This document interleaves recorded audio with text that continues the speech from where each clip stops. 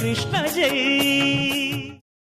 లోకానికి ఎన్ని ఇవ్వాలో అన్ని ఇచ్చాను, నాకు కావాలి అని నేను శాంతి పొందలేదు. ఇది వ్యాసుడంటే. మీరు బాగా గమనించాలి. తనిల్లు కట్టుకున్నానని, తనకు భార్య ఉందని, తనకి పిల్లలున్నారని, తనకి వాహనాలున్నాయని, తనకి డబ్బుందని వ్యాసుడు సంతోషించలేదు. వ్యాసుడు దేనికి సంతోషించాడంటే లోకోద్ధరణము చేత సంతోషించాడు.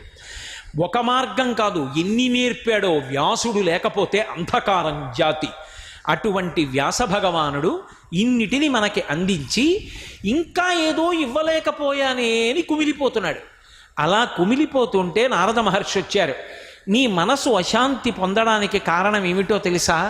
హరినామస్తుతి చేయు కావ్యము సువర్ణంభోజి హంసావళి సురుచిభ్రాజితమై మానస సరస్ఫూర్తిన్ వెలుంగొందు. శ్రీహరినామస్తుతి లేని కావ్యము విచిత్రార్థన్వితంబయ్యు శ్రీకరమయ్యుండదయోగ్య దుర్మదనత్కాకోలకర్తాకృతిన్. ఓ వ్యాస భగవానుడా, హరినామస్తుతి చేయు కావ్యము సువర్ణంభోజి హంసావళి సురుచిభ్రాజితమై మానస సరస్ఫూర్తిన్ వెలుంగొందు. శ్రీ మహావిష్ణువు యొక్క స్తోత్రంతో, శ్రీ మహావిష్ణువు యొక్క భక్తుల కథలతోటి, పరమేశ్వరుని యొక్క వైభవంతో కథా ఇతివృత్తంగా స్వీకరించి వర్ణనలతో కూడుకుని ఉన్నటువంటి గ్రంథము ఏది ఉన్నదో అది బంగారు తామరలతో కూడుకున్నటువంటి మానస సరోవరం ఎటువంటిదో అటువంటిది. అక్కడికి హంసలు వెడతాయి. భగవంతుని యొక్క స్తోత్రం లేకుండా, భగవద్వైభవం చెప్పకుండా, భగవంతుని యొక్క భక్తుల కథలు చెప్పకుండా కేవలముగా ఏదో రచనలు వచ్చు కదా అని పదగుంభనంతో ఎంత గొప్ప కవిత్వం చెప్పినా అది కాకులు చేరేటటువంటి మురుగుగుంటలు ఎటువంటివో ఆ గ్రంథాలు అటువంటివి. నువ్వు ఇన్ని గ్రంథములను లోకములకు అందించావు, కానీ ఒక్క గ్రంథాన్ని అందించడంలో పరాకుపడ్డావు.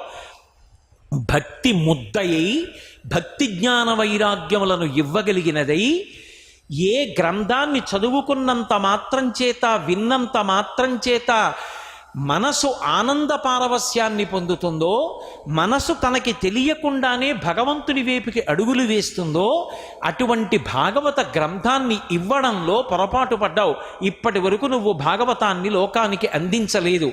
పైగా భాగవత రచన చేస్తే వచ్చేటటువంటి ఉపయోగం ఏమి అంటే, వ్యాసమునీంద్ర, అపశబ్దంబుల కూడియన్ హరిచరిత్రాలాపనముల్, అది అపశబ్దములతో కూడుకుని ఉండనివ్వండి. అంటే భాగవతంలో ఉన్నటువంటి పద్యాలు చదివేటప్పుడు అన్ని పద్యాలు సక్రమంగా చదువుతున్నాడా చదవట్లేదా కాదు, పరమభక్తితో చదువుకునేటప్పుడు ఎక్కడో ఏదో చిన్న పొరపాటు చదివాడు, అయినా సరే అదేమి ఇబ్బంది పెట్టదు. అపశబ్దంబుల కూడియన్ హరిచరిత్రాలాపనముల్ గత జన్మ కర్మలు నివారించుగాన, అవి గత జన్మల నుంచి వస్తున్నటువంటి కర్మలనన్నిటినీ కూడా పోగొడతాయి. అటువంటి హరిచరిత్రాలాపనములు కలిగినటువంటి భాగవతాన్ని నువ్వు అందించాలి.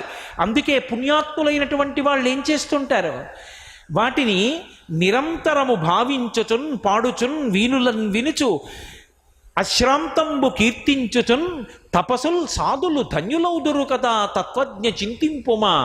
ఓ తత్వజ్ఞ, తత్వము తెలుసున్నవాడా, వ్యాసభగవానుడా, ఆలోచించు.